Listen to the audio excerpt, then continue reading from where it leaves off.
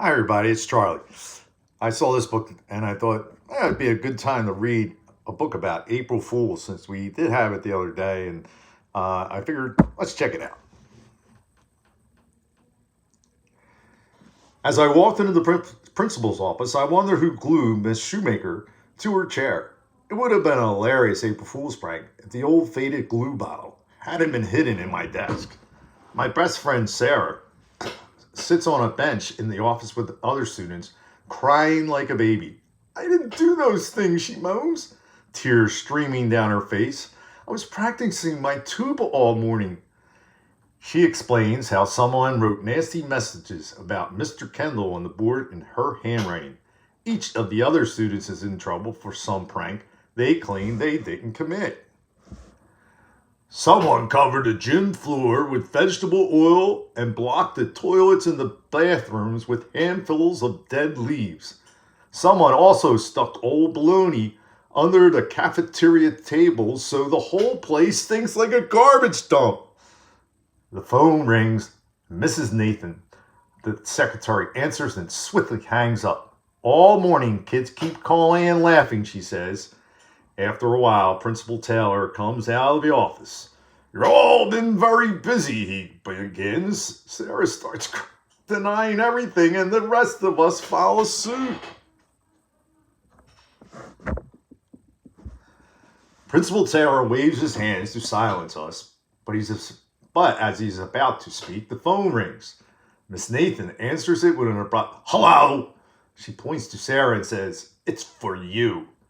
Sarah takes the phone and says, hello? I can barely hear you, Jake. Is that you? When my little brother's name is mentioned, I go to the phone and Sarah cradles it between us so I can listen. Basement. Find. R. T. It's a young boy's voice, but I can't tell if it's Jake. Basement.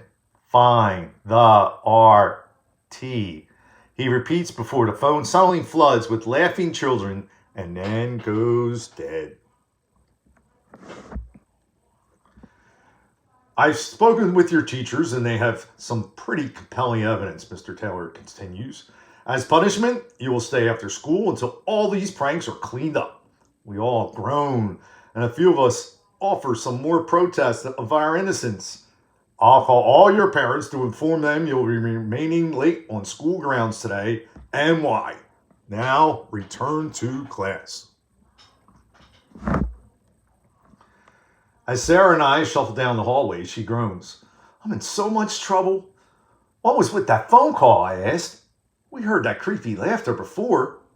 I was trying not to think about it, Sarah whispers. It seems to follow us. The voice said we need to look around the basement. No way I'm going down there, Sarah hisses. The principal thinks we're in class and our teachers think we're in the office. So now is the perfect time. Sarah whimpers, but she follows me as we sneak to the basement doors. We have to be quiet in case the janitors are down here, I said. Surprisingly, the doors are open. Sarah and I squeeze inside, listening to the water rush through the old pipes around us, and fluorescent light bulbs buzz overhead. We quickly descend the stairs. The basement is huge, with many walls hidden in darkness. Sarah points to the other side of the room, and we split up to start looking around. I walk slowly past shelves filled with old textbooks and sporting equipment, but find nothing. Looking over, I see Sarah stop, eyes widening as she covers her mouth to stifle a scream. Oh, what happened? I sprint to the opposite side of the basement. Sarah points to the front of her and whispers, I saw someone over there. A janitor, I asked. She shakes her head, and that's when I hear the footsteps, as if someone is rushing past us. Sarah grabs my arm, and we take a few steps forward, then a few more. Something moves in the shadows in front of us, and I move to follow it.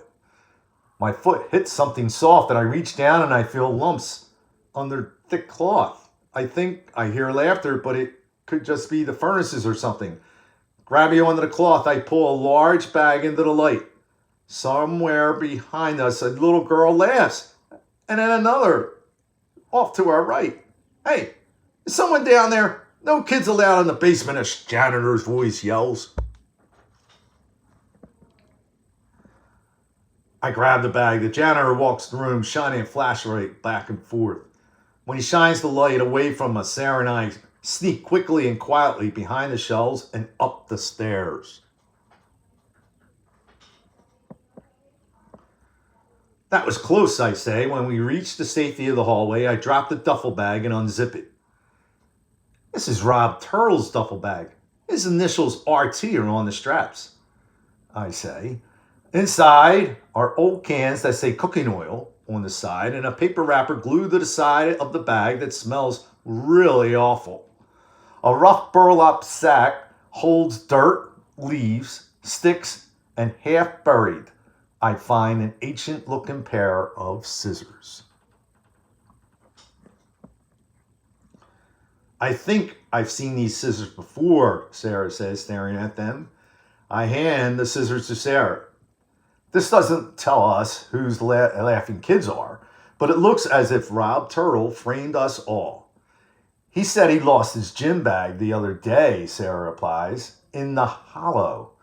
He also said that this would be the best April Fool's Day ever, I say. What do we do now? If we give the bag to Principal Tara, he'll think we're trying to make Rob look bad, Sarah says. Let's leave it in the cafeteria, I suggest. Someone will turn it in to the lost and found.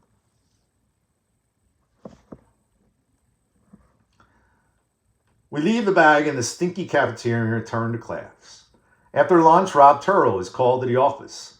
And as the day progresses, more students are found with evidence of pranks. Someone put dirt in the coffee in the teacher's lounge and made all the lights flicker in the east wing.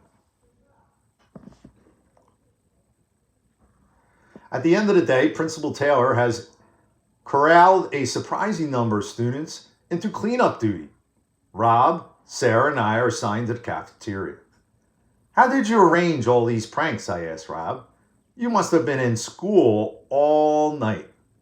I didn't, and I don't know where the stuff came from. I accidentally left my bag in the hollow a few days ago, he says. I had some pretty amazing pranks planned, though. Sarah and I share a look. Neither of us believe him, but it's also true that he couldn't have done this alone.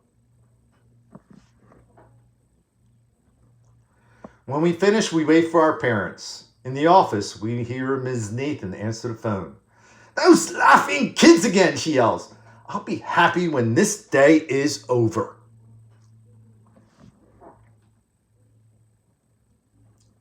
The end. That was a heck of an April Fool's Day. No one really seemed to know who pulled those pranks off. See you soon.